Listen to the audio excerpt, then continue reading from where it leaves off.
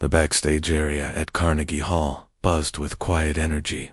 Workers moved around, checking equipment, adjusting lights, and making final preparations for the evening's performance. In the middle of all this activity sat a young woman on a simple wooden chair, completely still and focused. Lisa had always found peace in these moments before a performance.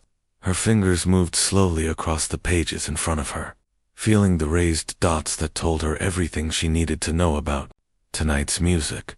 The Braille music sheets were worn from countless hours of practice, but she didn't really need them anymore.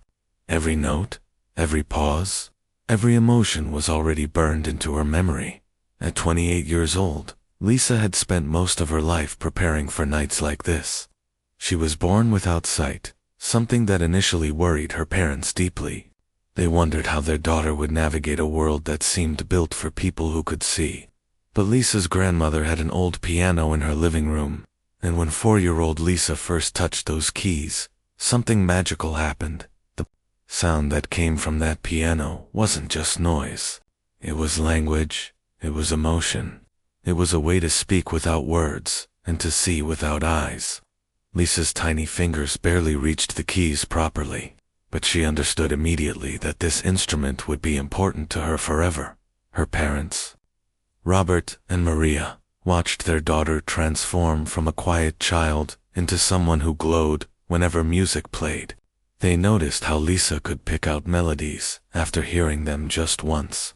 They saw how she would sit at the piano for hours, not frustrated or bored, but completely absorbed in creating sounds that made everyone in the house stop what they were doing to listen. Robert worked long hours at a factory to pay for Lisa's piano lessons. Maria took extra shifts at the local diner.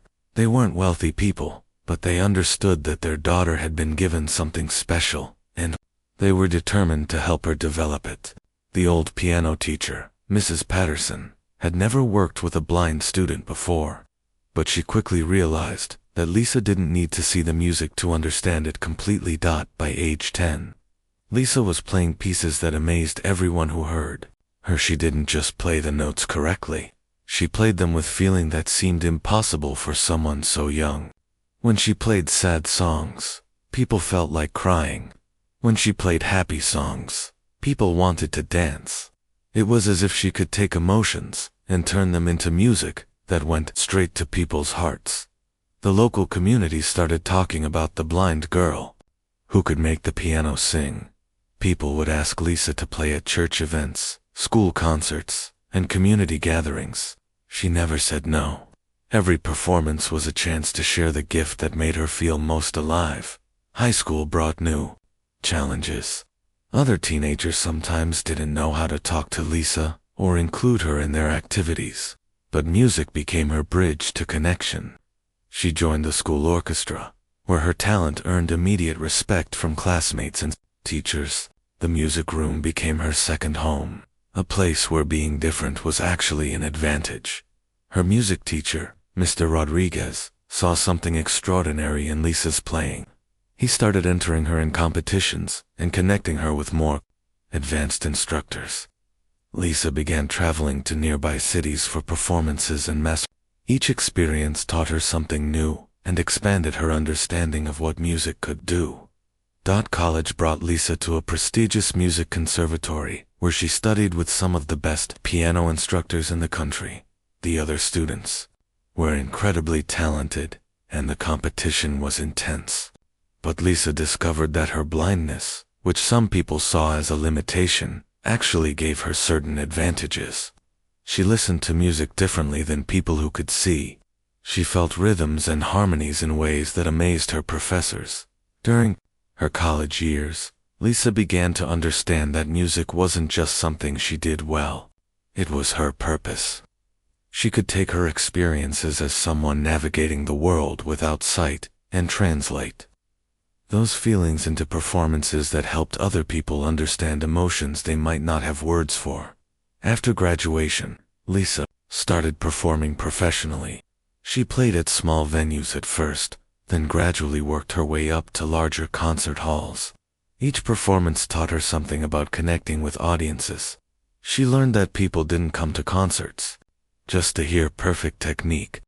They came to feel something, to experience emotions they couldn't access any other way. Her manager, a kind man named David who had discovered her playing at a small jazz club, believed completely in her potential. He worked tirelessly to book her performances and connect her with the right opportunities. David understood that Lisa's story was inspiring, but he also knew that her music had to stand on its own merit. He never wanted people to applaud just because they felt sorry for her or impressed by her overcoming obstacles. He wanted them to applaud because her music moved them. Tonight's performance at Carnegie Hall represented the peak of everything Lisa had worked toward. This was the venue where the greatest musicians in history had performed. Walking onto this stage meant joining a tradition of artists who had dedicated their lives to creating beauty through music. But as Lisa sat backstage, she wasn't thinking about history or tradition or career milestones. She was thinking about the people who would be sitting in those seats in just a few minutes. She wondered what they were going through in their lives. What worries kept them awake at night?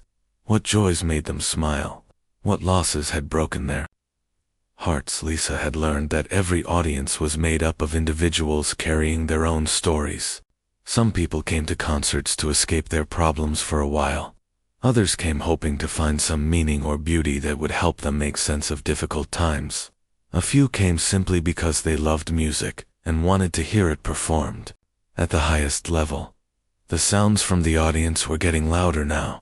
People were finding their seats, greeting friends, reading their programs. Lisa could hear the excitement in their voices. Some had probably been looking forward to this concert for months. Others might have received tickets as gifts and weren't sure what to expect. She closed her eyes and took a deep breath, though closing her eyes didn't change anything for someone who had never seen light. The gesture was more about centering herself and connecting with the music that lived inside her heart. Tonight, she would play pieces she had performed hundreds of times before, but each performance was different because each audience was different. Lisa stood up slowly and walked to the mirror on the backstage wall. She couldn't see her reflection, but she could feel her dress and check that everything was in place. Her long black hair was pulled back simply, and she wore a deep blue dress that her mother had helped her choose. Maria always said that blue brought out Lisa's eyes. Even though Lisa had never seen the color blue or her own eyes, in just a few minutes, David would come to escort her to the stage. The lights would dim in the audience, and hundreds of people would direct their attention toward the piano where Lisa would sit. The room would become completely quiet, and then Lisa would begin to play. But for now, in these last peaceful moments, backstage, Lisa simply listened to the sounds around her and prepared to share the gift that had shaped her entire life. She was ready to turn her heart into music and offer it to anyone willing to listen. 3 months before that night at Carnegie Hall, Lisa's world had been completely different. She woke up each morning excited about music, eager to practice, and looking forward to sharing her gift with audiences. Her days were filled with rehearsals, lessons with advanced students, and planning for upcoming performances. Life felt full of possibility and purpose. The change came on a Tuesday afternoon in March. Lisa was at home practicing a particularly challenging piece when her phone rang. She almost didn't answer because she was in the middle of working through a difficult passage. But something made her reach for the phone anyway. The voice on the other end belonged to a police officer. His words came slowly and carefully, as if he understood that what he was about to say would change everything. There had been an accident. Her younger brother Tommy had been driving to meet her when another car ran a red light and hit him directly. On the driver's side, Lisa dropped the phone and felt her legs give out beneath her.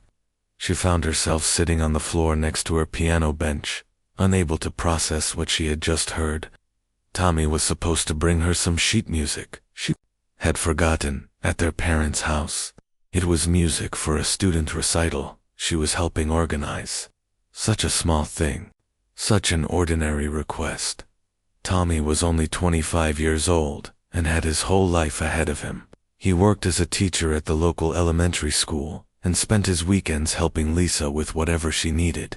When other people saw Lisa's blindness as something that made life complicated, Tommy saw it as just one part of who his sister was. He never treated her like she was fragile or limited. Instead, he was her biggest cheerleader and most honest critic.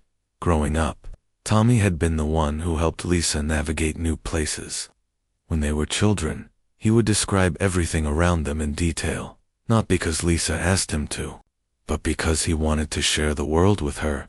He would tell her about the colors of autumn leaves, the way snow looked falling under streetlights, and how their mother's face lit up when she laughed.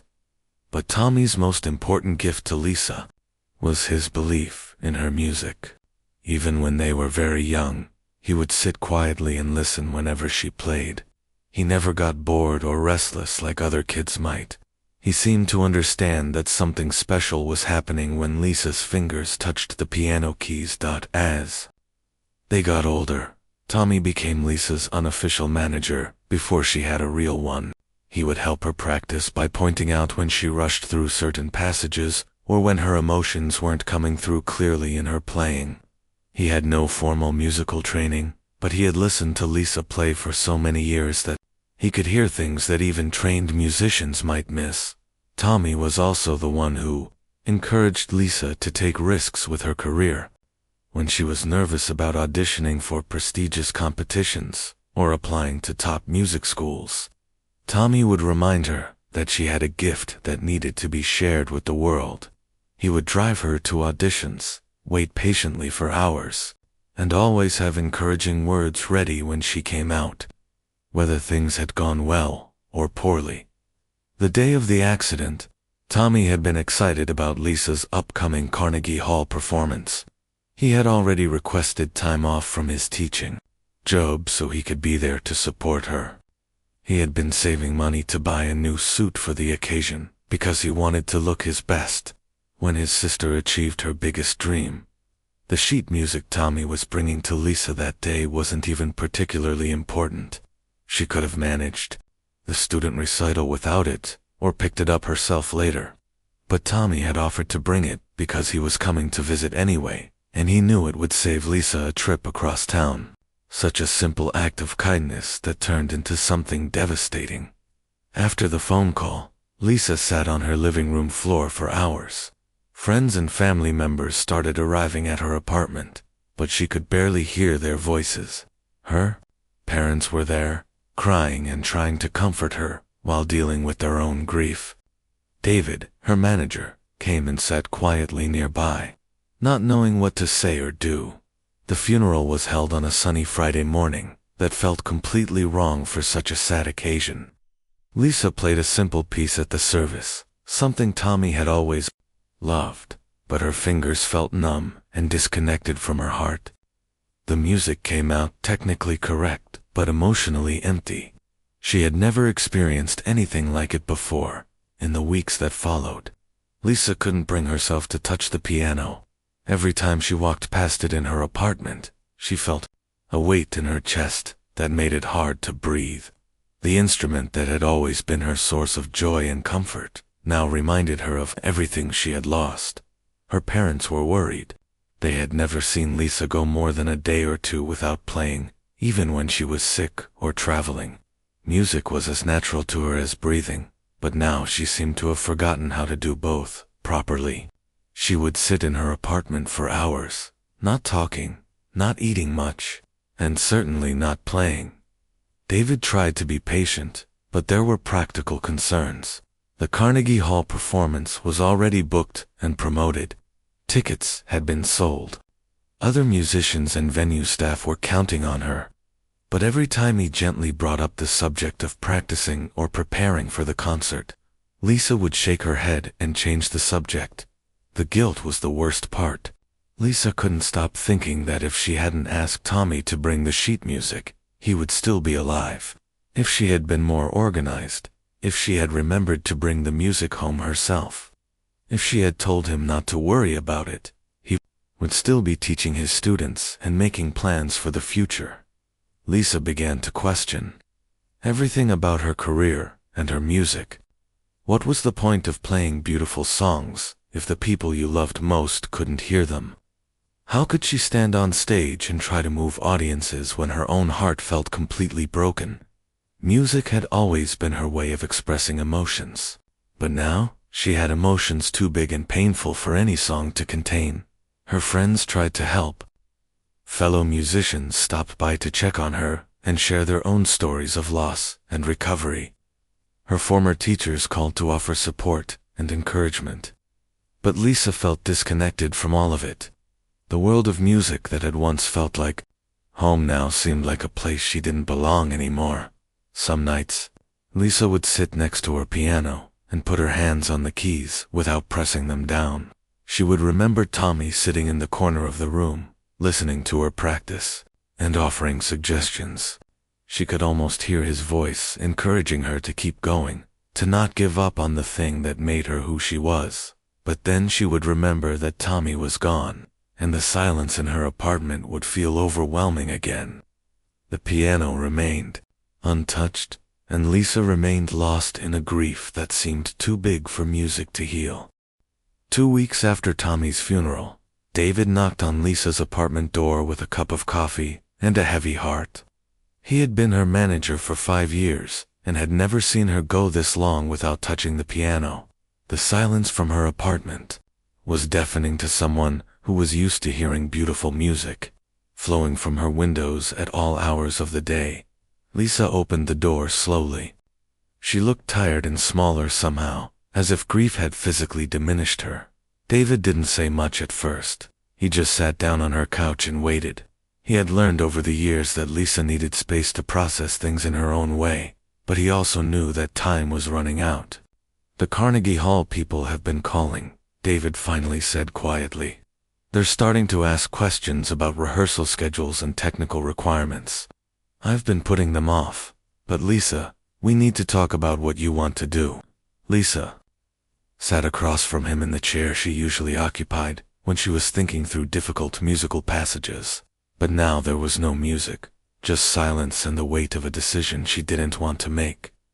"I can't," she said simply. "I can't do it, David. Every time I even think about sitting at that piano, I feel like I'm betraying Tommy somehow. How can I play beautiful music when he's gone? How can I stand on that stage and pretend everything is okay?" David had expected this conversation, but hearing the pain in Lisa's voice still hit him hard. He had watched her grow from a talented young musician into an artist who could move people to tears with her playing. But now she seemed like a different person entirely. "What if we cancel?" David asked gently. "I know it would be difficult financially and professionally, but if you're not ready, we can find a way to make it work. Your health and well-being matter more than any concert." Lisa was quiet for a long time. She thought about all the times Tommy had talked about this performance. He had been more excited about it than she was. He had already made plans to drive up to New York City and had asked their parents to come with him. He wanted to be in the audience when his sister achieved what he called her biggest dream yet.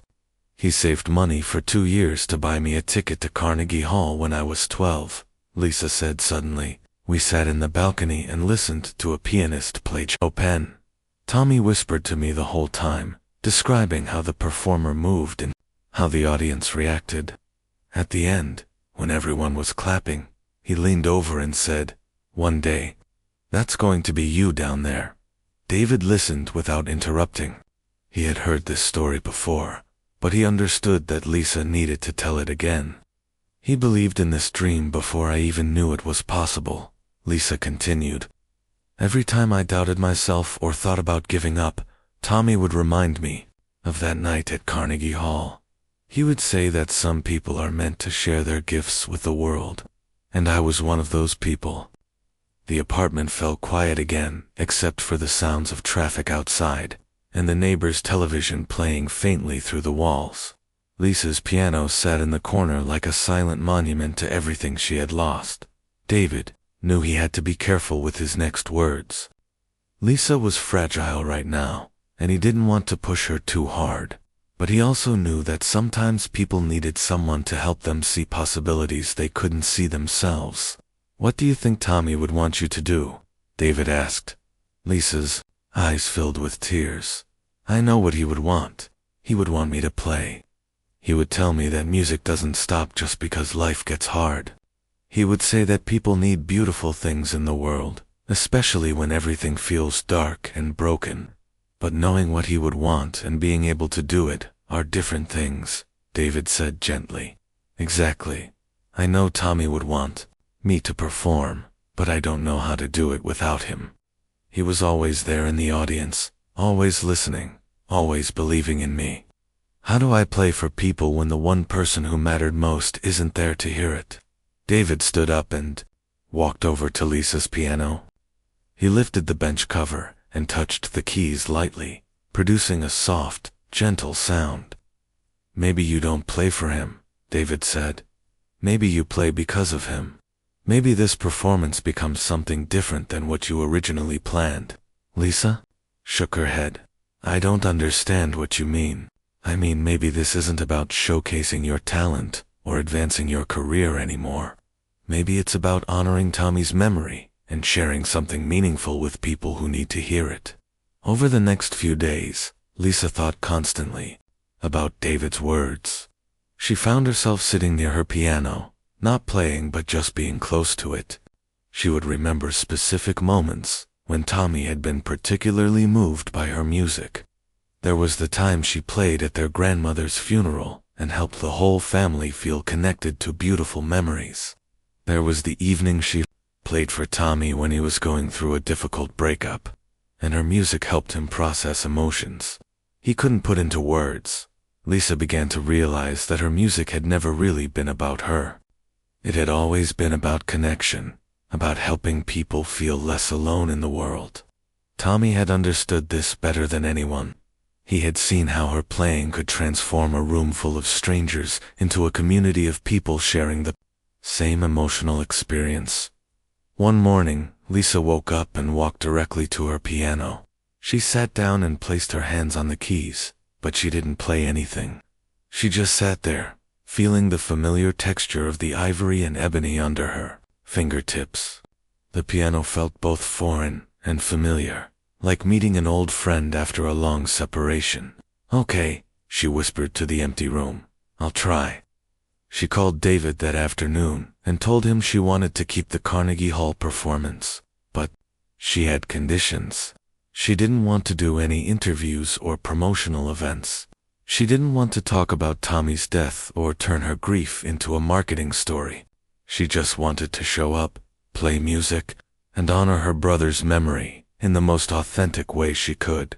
David agreed immediately. He understood that this performance would be different from anything Lisa had done before. It wouldn't be about technical perfection or career advancement. It would be about something much more personal and meaningful. The weeks leading up to the performance were unlike any preparation period Lisa had ever experienced. She practiced, but not in her usual, methodical way. Instead, she let herself play whatever came naturally. Sometimes she worked on pieces she had planned for the concert. Other times she found herself playing songs that reminded her of Tommy, or improvisations that seemed to come from somewhere deep inside her heart. Her parents visited regularly during this time. They were proud of Lisa's decision to honor Tommy's memory through her music, but they were also worried about her emotional state. They could see that she was still carrying enormous pain and guilt about the accident. The night before she was supposed to leave for New York, Lisa sat at her piano one last time in her apartment. She played a simple melody that Tommy had hummed when they were children, something their mother used to sing as a lullaby. As her fingers moved across the keys, Lisa felt something shift inside her chest. It wasn't happiness exactly, but it wasn't the crushing sadness she had been carrying either. It was determination. She was going to walk onto that stage at Carnegie Hall, and she was going to play music that mattered, not for critics or career advancement, but for Tommy and for everyone in the audience who needed to hear that beauty could exist even in the middle of loss. The morning of the performance, Lisa woke up in her hotel room in Manhattan, feeling like she was living someone else's life. Everything felt surreal and disconnected from reality. She had barely slept, spending most of the night lying awake and thinking about what lay ahead. The sounds of New York City traffic filtered through her window, a constant reminder that she was far from the quiet comfort of her own apartment. David had arranged for her to stay at a hotel just a few blocks from Carnegie Hall. He thought it would be easier if she could walk to the venue rather than dealing with taxis or the subway on such an important day. But now, as Lisa sat on the edge of her bed, she wondered if being so close to the concert hall was making her more nervous rather than less. Her parents had driven up from their hometown the day before. They were staying in a room down the hall, and Lisa could hear her mother's voice occasionally as she talked on the phone with relatives who wanted updates about the performance. Everyone was excited and proud, but Lisa felt like she was watching their enthusiasm from behind a thick wall of glass. Room service arrived with the breakfast David had ordered for her: toast, scrambled eggs, and orange juice. Simple foods that wouldn't upset her stomach or make her feel heavy during the performance. Lisa ate mechanically, not really tasting anything. Her mind was already at Carnegie Hall, trying to imagine walking onto that famous stage. Around noon, David knocked on her door. He was carrying her dress for the evening, freshly pressed and hanging in a protective bag. Lisa had chosen it weeks before the accident, when she was still excited about the performance and thinking about how she wanted to look on such an important night. Now the dress felt like it belonged to a different person entirely. "How are you feeling?" David asked, though he could probably tell from her expression that she was struggling. "Scared," Lisa answered honestly. "Not scared of playing music, but scared of everything else. Scared of disappointing people. Scared of breaking down on stage. Scared that I won't be able to connect with the audience the way I used to." David sat down in the chair across from her. He had been managing musicians for over 20 years, and he had seen performers deal with all kinds of challenges. But Lisa's situation was different. She wasn't just nervous about a big performance. She was grieving and trying to find meaning in music that had once felt effortless and natural. "You know," David said carefully, "we could still cancel. Even at this late hour, we could find a way to make it work. Your well-being is more important than any concert, no matter how prestigious." Lisa shook her head immediately. "No, I need to do this. Not for my career or for the audience, but for Tommy, and maybe for myself too. I need to find out if music still means something to me, or if I've lost that forever." They spent the afternoon going over practical details. The piano had been tuned that morning. The lighting had been adjusted to Lisa's preferences. The backstage area had been cleared of unnecessary equipment so she could move around safely. Everything was ready except for Lisa herself. At 4 o'clock, Lisa's parents came to her room. Her mother, Carol, was trying to hide her own nervousness behind a bright smile. Her father, Robert, looked like he wanted to say something encouraging, but couldn't find the right words. They all knew this performance was about much more than music. "Tommy would be so proud," Carol said, hugging Lisa tightly. "He always said you were meant for this stage." Lisa nodded, but she felt a familiar pang of guilt and sadness. Tommy should have been here with them, getting ready to watch his sister perform at one of the most famous venues in the world. Instead, there would be an empty seat in the audience where he was supposed to sit. Around 6 o'clock, Lisa began getting ready. She took a long shower, letting the hot water relax her shoulders and neck. She had learned over the years that physical tension could affect her playing, so she tried to release as much stress from her body as possible. But her mind remained wound tight with worry and anticipation. Getting dressed felt like putting on armor for battle. The deep blue dress fit perfectly and moved with her body in a way that wouldn't restrict her movement at the piano. Her mother helped her with her hair, pulling it back into an elegant style that would stay in place throughout the performance. Lisa couldn't see herself in the mirror, but she could feel that everything was exactly as it should be. At 7:30, David returned to escort her to Carnegie Hall. The walk took only 10 minutes, but it felt both endless and impossibly short. Lisa could hear the energy of the city around her. People were going to dinner, heading to shows, living their normal evening routines. But for Lisa, this felt like the most important 10 minutes of her life. When they reached Carnegie Hall, Lisa was struck by how familiar and foreign it felt at the same time. She had visited the venue several times during her career, but always as an audience member or for brief tours. Tonight, she was entering as the featured performer, the person hundreds of people had come to hear. The backstage area was bustling with activity. Sound technicians were making final adjustments. Ushers were preparing to seat the audience. Other venue staff were handling the dozens of small details that make a performance run smoothly. Lisa felt overwhelmed by all the movement and noise around her. David guided her to a quiet corner where she could sit and collect herself. He brought her a bottle of water and made sure she had everything she needed.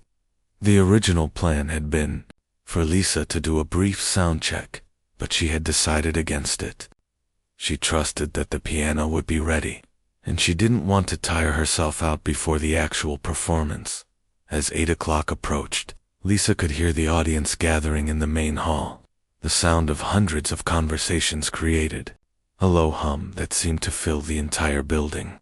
People were finding their seats, reading their programs, and creating the kind of anticipatory energy that only happens before live performances. Lisa closed her eyes and tried to center herself. She thought about all the times she had practiced for this moment, all the hours she had spent learning difficult pieces, working with teachers, and performing for smaller audiences. Everything in her musical life had been leading to this evening. But then she thought about Tommy, and her chest tightened with emotion. He had been so excited about this performance. He had planned to wear his best suit and sit in the front section where he could see every detail of Lisa's playing. He had wanted to be part of this moment, to share in the achievement he had always believed was possible. David appeared beside her chair. "It's time," he said gently. Lisa stood up slowly and took his arm. Together, they walked toward the stage entrance. With each step, Lisa felt her nervousness transform into something else. Not confidence exactly, but determination. She was about to walk onto one of the most famous stages in the world, and she was going to play music that came from the deepest part of her heart. The audience was waiting. The piano was ready, and somewhere, Lisa believed, Tommy was listening too. As Lisa walked onto the Carnegie Hall stage, guided by David's steady hand on her arm, the sound hit her like a wave. The applause from nearly 3,000 people filled the enormous space, echoing off the walls and ceiling in a way that made her feel both incredibly small and amazingly powerful at the same time. The stage lights were warm against her face, and she could sense the vastness of the hall stretching out in front of her. Even though she couldn't see the audience, she could feel their presence. Hundreds of people had put aside their evening plans, paid money for tickets, and traveled here to listen to her play music. The weight of that responsibility felt heavier than ever before. David walked with her to the piano bench, making sure she was comfortable and oriented properly before stepping back. Lisa placed her hands on her lap and waited for the applause to die down. This was always an interesting moment for her, because she couldn't see when people had stopped clapping, so she had to rely on her hearing to know when the room was ready. When the silence finally came, it was profound. Lisa had performed in many venues over the years, but Carnegie Hall had a special quality to its quiet moments. The acoustics were so perfect that even the smallest sound carried clearly throughout the space. She could hear people shifting slightly in their seats, the soft rustle of programs, and the almost imperceptible hum of the building's ventilation system. Lisa raised her hands and placed them gently on the piano keys. She had planned to begin with Chopin's Ballade No. 1, a piece she and Tommy had worked on together many times. It was technically challenging, but emotionally rich. Exactly the kind of music that showcased her ability to combine perfect technique with deep feeling. But as her fingers touched the familiar ivory and ebony keys, something unexpected happened. The piece she had rehearsed for weeks suddenly felt wrong. Not musically wrong, but emotionally dishonest. Sitting there in front of all these people, carrying the weight of Tommy's absence and her own grief, Lisa realized that playing a predetermined program would be like putting on a mask, when what the moment called for was complete authenticity. Her hands remained still on the keys for several long seconds. In the audience, people probably thought she was taking a moment to compose herself before beginning. But Lisa was actually having a conversation with herself about what this performance should really be. She thought about all the times Tommy had listened to her practice. He never wanted her to play music just because it was impressive or technically difficult. He always encouraged her to play pieces that meant something to her personally. Music isn't about showing off, he used to say. It's about sharing something real with people. Without making a conscious decision, Lisa's right hand began to play a single note, then another. Not the opening of the Chopin ballade, but something entirely different. Something that was coming from a place inside her that she hadn't accessed in months. The melody that emerged was completely improvised. It started slowly and quietly, just a few notes that seemed to hang in the air, like questions without answers. Lisa's left hand joined in with a simple bass line that felt like a heartbeat, not steady and strong, but irregular and vulnerable, like the rhythm of someone who was struggling to keep going. The audience sensed immediately that something unusual was happening. This wasn't the polished classical performance they had expected. This was something raw and unplanned, and it commanded their attention in a way that felt both intimate and universal. Lisa let the music guide her rather than trying to control it. Her fingers found notes that expressed feelings she didn't have words for. The grief of losing someone you love, the guilt of wondering if things could have been different, the loneliness of facing important moments without the person who always believed in you most. But the music wasn't only sad. As Lisa continued to play, other emotions began to emerge. Gratitude for having had Tommy in her life at all. Love that was stronger than death. Memories of joy and laughter that nothing could take away. The improvisation became a conversation between sorrow and celebration, between loss and love. In the audience, people were having their own emotional responses to what they were hearing. A businessman in the third row found himself thinking about his father, who had passed away the previous year. An elderly couple in the balcony held hands tighter as they remembered their son who had died in military service decades earlier. A young woman near the back wiped away tears as the music reminded her of her grandmother, who had taught her to appreciate beautiful things. But Lisa's improvisation wasn't just about death and loss. As the music continued, it began to explore other aspects of human experience. The excitement of achieving dreams you've worked toward for years. The nervous energy of standing in front of people and sharing something personal. The hope that your life might have meaning and purpose beyond what you can see. Lisa's body began to move with the music in a way that felt completely natural. She swayed slightly with the melody, and her facial expressions reflected the emotions she was creating through sound. This was Lisa not just as a performer, but as a complete human being, sharing her most authentic self with strangers. The improvisation flowed from one section to another without clear boundaries. Sometimes the music was quiet and contemplative, like someone sitting alone and thinking about life. Other times it became more intense and urgent, like someone trying to communicate something desperately important. Lisa's hands moved across the keys with a combination of technical precision and emotional abandon that created something magical. As she played, Lisa began to weave in fragments of melodies that had meaning to her and Tommy.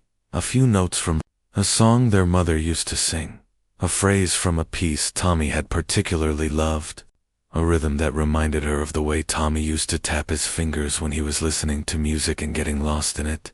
The audience could feel that these weren't random musical choices, even though they didn't know the personal significance.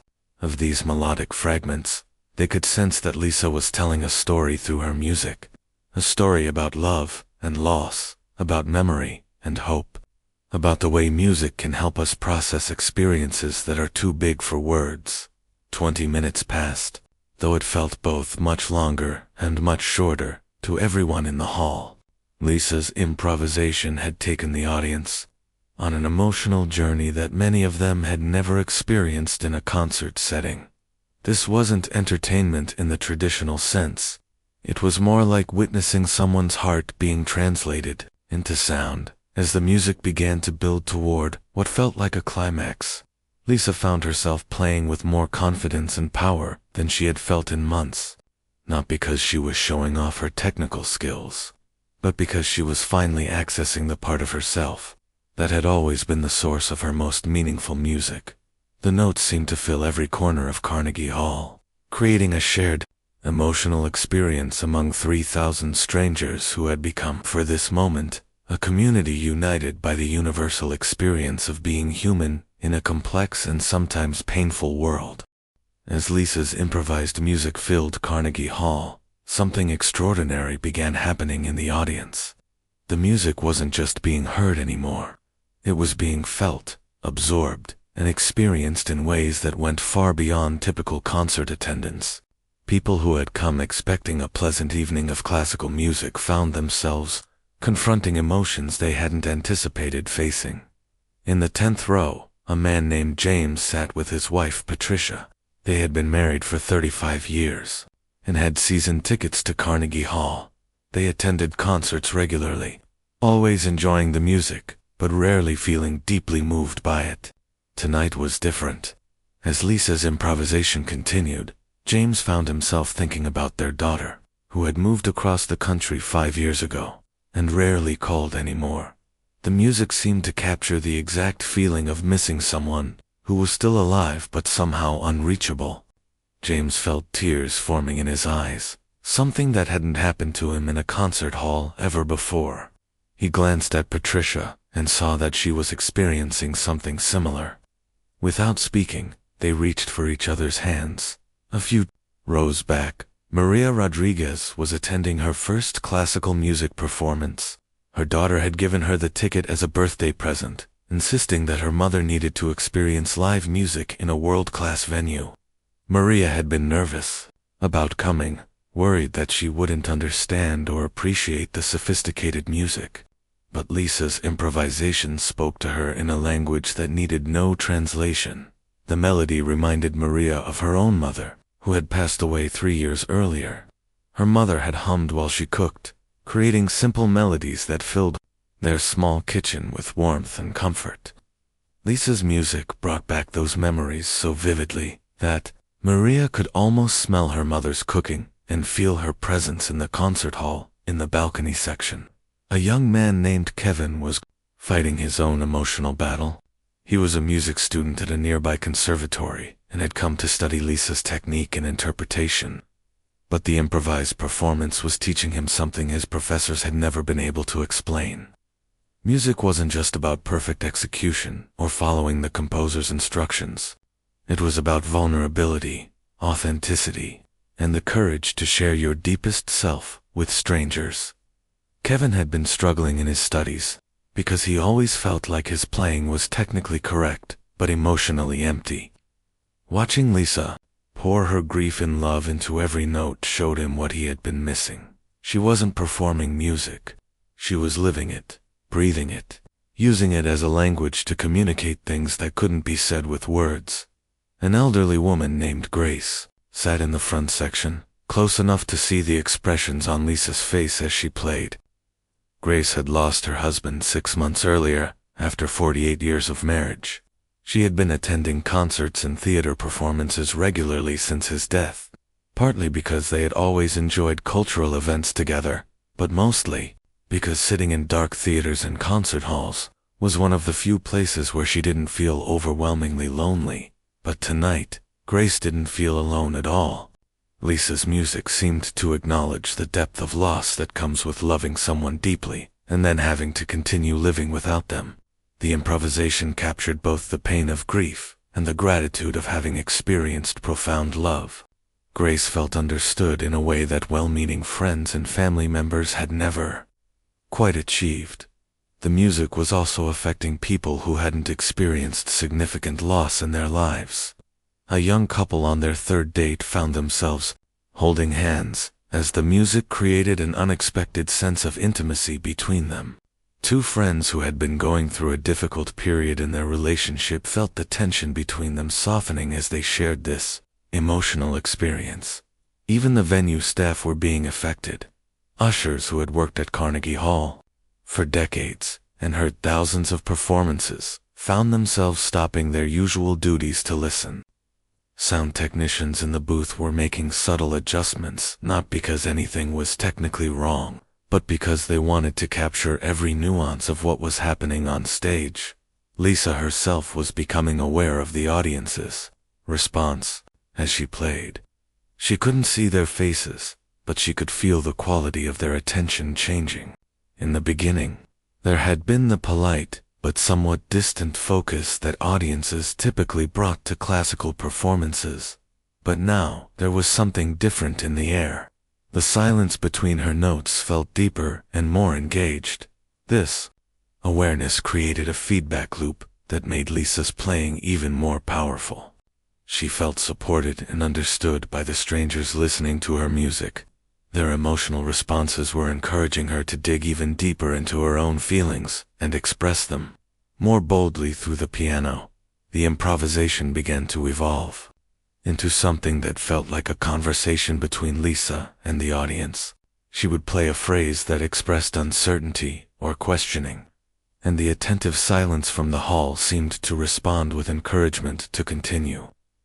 When she played passages that were more confident and hopeful, she could sense the audience leaning forward, eager to follow where the music was leading. Lisa started incorporating more complex harmonies and rhythms as she felt the audience's willingness to go on this emotional journey with her.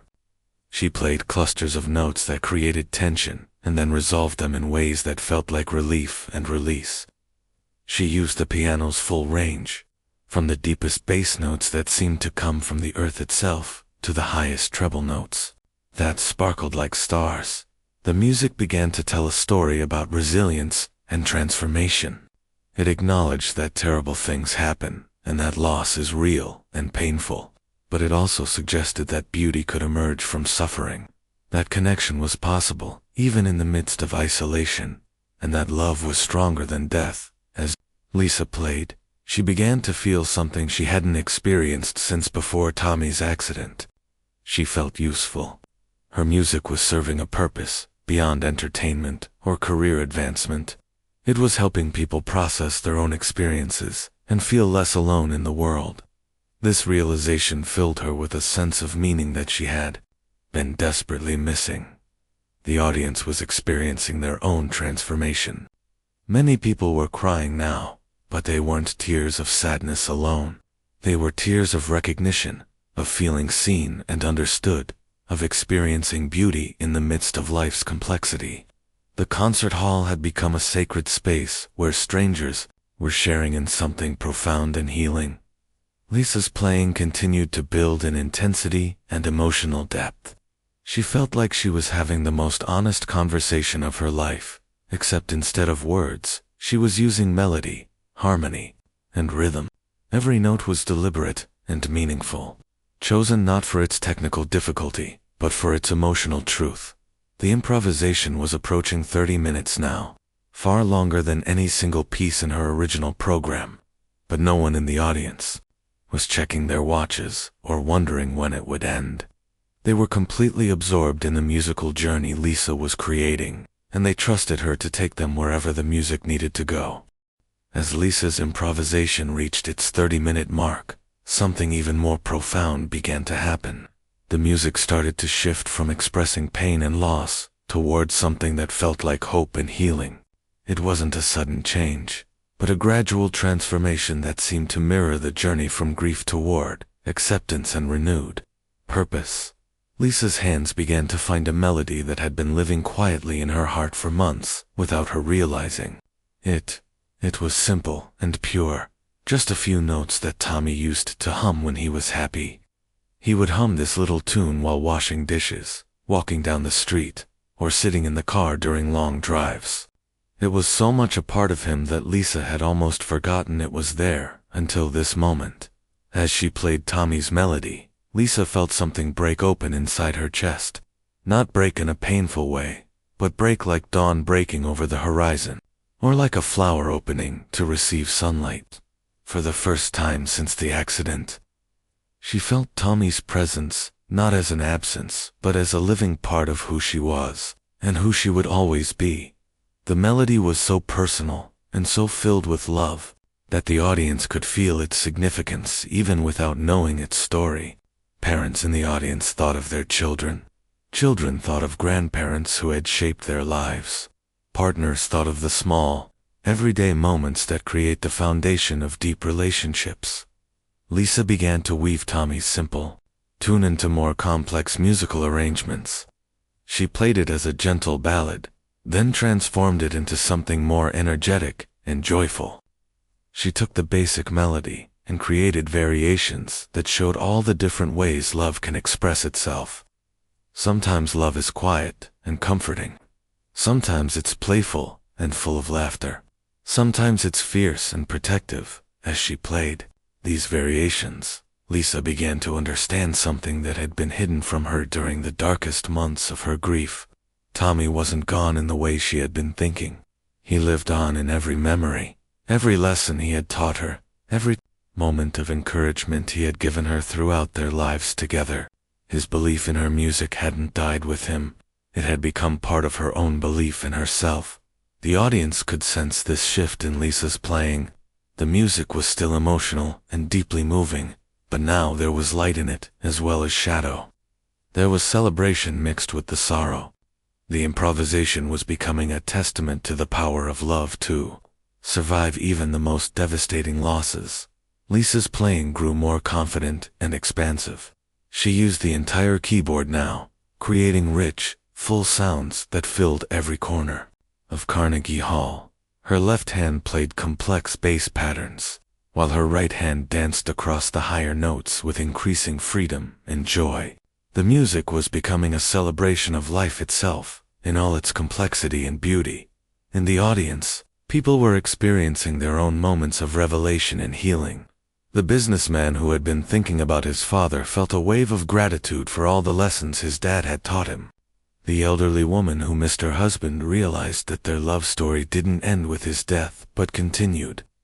Every time she remembered the happiness they had shared, the young music student in the balcony was witnessing a masterclass in authentic expression that would change how he approached his own playing for the rest of his career. He was learning that technique was just the beginning of musical artistry. The real power came from the willingness to be completely honest and vulnerable in front of other people.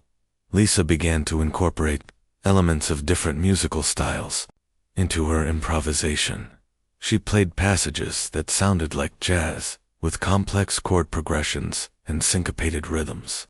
Then she moved into sections that felt more like folk music, simple and direct and full of storytelling. She even included moments that had the grandeur and power of orchestral music, making the single piano sound like it contained an entire symphony. This musical journey was taking the audience through different emotional landscapes, showing them that grief and joy, loss and love, pain and healing could all exist together in the same human heart. Lisa was demonstrating through her music that it was possible to honor the dead, while still choosing to live fully and authentically. The improvisation was now approaching 45 minutes, making it one of the longest single musical performances in Carnegie Hall's recent history. But no one was restless or impatient. The audience was completely absorbed in the musical story Lisa was telling, and they sensed that something unprecedented was happening. Lisa herself felt more alive and connected to her purpose than she had since before Tommy's death. Playing this improvised music was reminding her why she had fallen in love with the piano in the first place. It wasn't about performing for others or building a career. It was about using music as a language to communicate the deepest truths about human experience As the music continued to build toward what felt like a climax, Lisa began to play with even greater intensity and passion. Her entire body was involved in the performance now. She leaned into the dramatic passages and pulled back during the quieter moments. Her facial expressions reflected every emotion the music was expressing. The audience could see that Lisa was completely lost in the music, and this total commitment to the moment made their own experience even more powerful. They were witnessing an artist at the peak of her abilities, not just technically, but emotionally and spiritually as well. Lisa started to bring back elements from earlier in the improvisation, creating a sense of musical unity and completion. She played variations of the opening melody, but now they sounded different because of everything that had happened in between. The same notes that had expressed loneliness and despair at the beginning now carried hope and strength. The music was teaching everyone in the hall something about the nature of healing and transformation. It showed that we don't get over losses by forgetting them or moving past them. Instead, we heal by integrating our experiences into a larger understanding of what it means to be human and to love deeply. Lisa felt Tommy's presence more strongly than ever as she approached the climax of her performance, not as a ghost or a memory, but as a living part of her own spirit. His encouragement, his belief in her music, his love and support had all become part of who she was as a person and as an artist. The music was building to something that felt inevitable and perfect, like the resolution of a story that had been years in the making. Lisa's hands moved across the keys with complete confidence and authority. She was no longer playing music that came from grief and loss. She was playing music that came from love and gratitude and the determination to use her gifts in service of something larger than herself. As Lisa's improvisation reached its final moments, she found herself playing Tommy's simple melody one last time. But now, it wasn't just his tune anymore. It had become something bigger, something that belonged to everyone who had ever loved someone and lost them. Everyone who had ever struggled to find meaning in the midst of pain. Everyone who had ever wondered if beauty could emerge from brokenness. Her fingers moved across the keys with a tenderness that seemed to embrace the entire audience.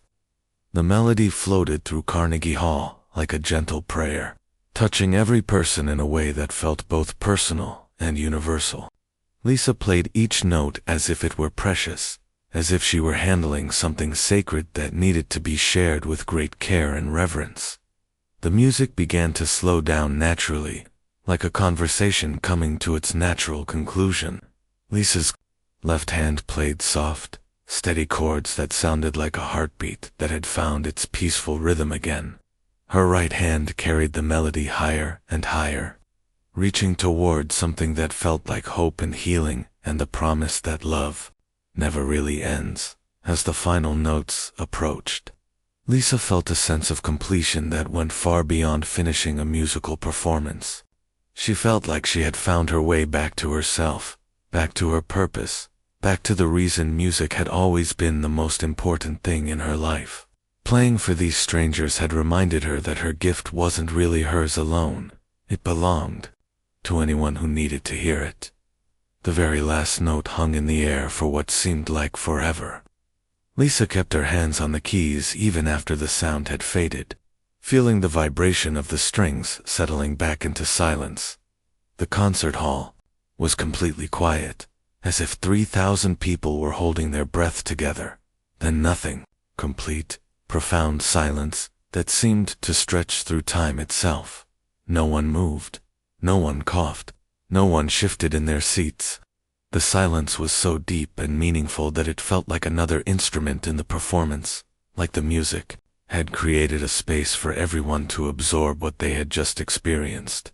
Lisa sat at the piano, overwhelmed by what had just happened. She had planned to play a formal concert of classical pieces, but instead, she had shared the most personal and authentic part of herself with a room full of strangers. She felt exposed and vulnerable, but also incredibly grateful and amazed by what music could do when it came from a place of complete honesty. Slowly, she became aware that people were starting to cry.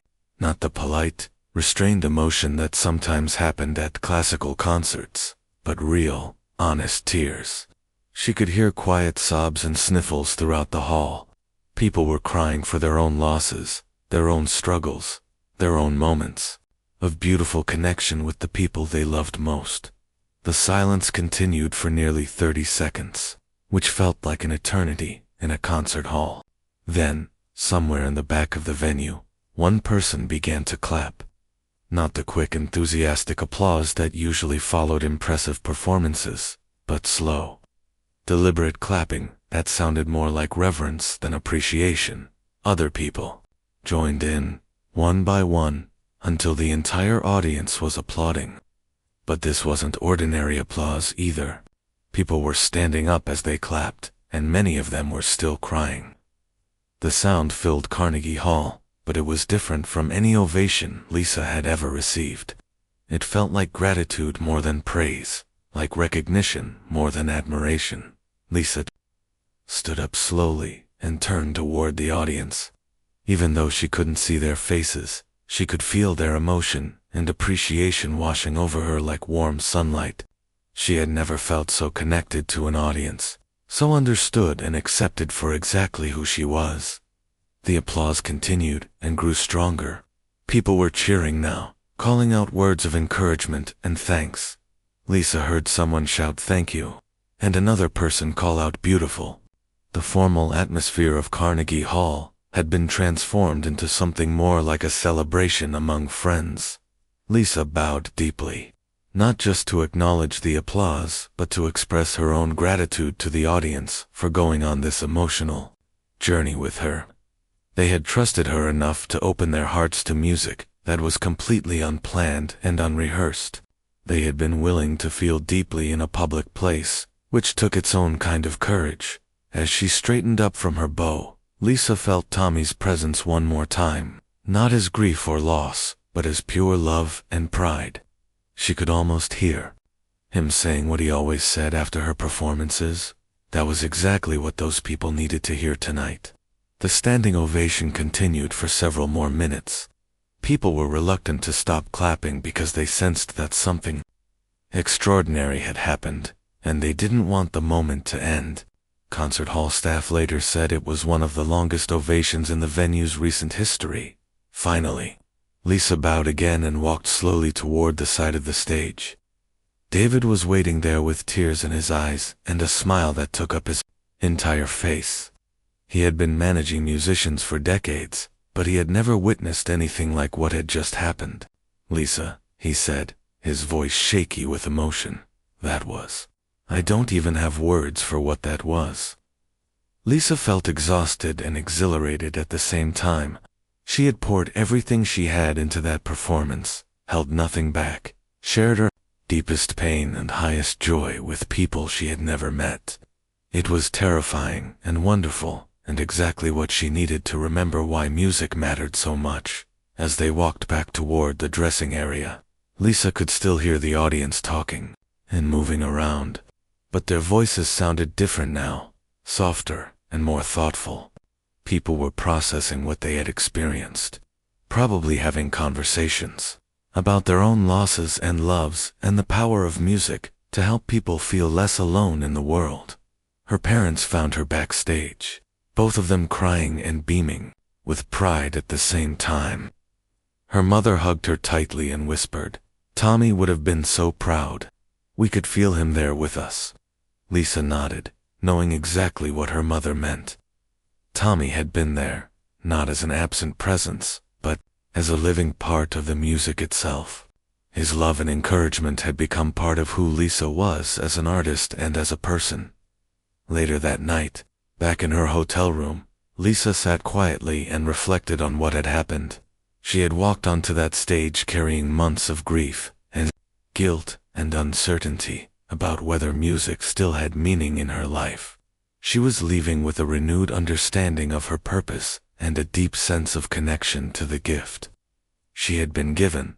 The performance had taught her that healing didn't mean forgetting or moving on from the people you love. It meant integrating their love and support into who you become, carrying their best qualities forward into everything you do. Lisa smiled as she prepared for sleep, knowing that tomorrow she would wake up ready to play music again, not just for audiences but for the joy and meaning it brought to her own life. Tommy's belief in her music had become her own belief in herself, and that was a gift that would last forever.